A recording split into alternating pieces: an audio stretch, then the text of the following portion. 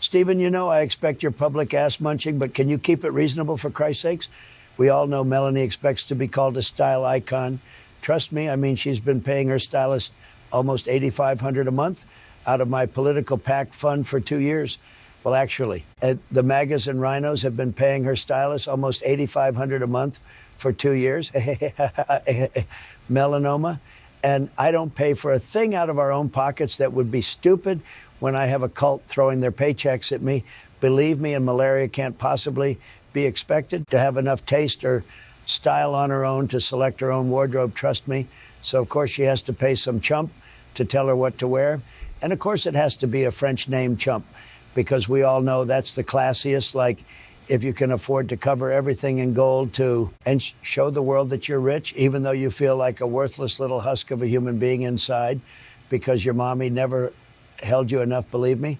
And if malaria wants to wear a 7,000 dinero dress to a fundraiser while my MAGAs are screeching at Biden that they can't afford payments on their $100,000 hair pickup trucks that I intend to double the price of by slapping more tariffs on Mexico, well, then the MAGAs need to turn a blind eye to the fact that me and my bimbo are brassiering through their moolah for our Imelda Marcos lifestyle faster than they can manage to donate it to my campaign, believe me.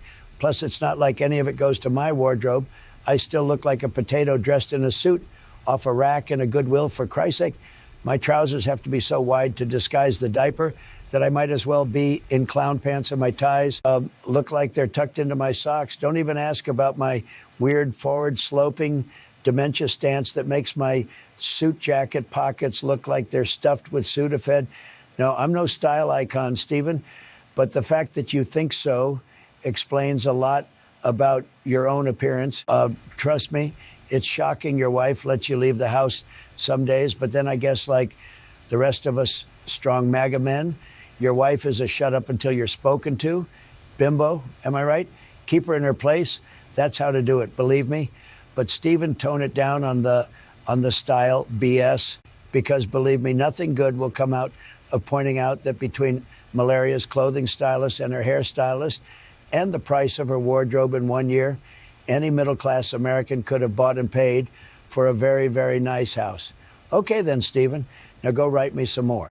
Lovely fascist speeches, heavy on calling other immigrant people rats and vermin to deflect from our own heritage and my wife's thick as pickled herring Slovenian accent.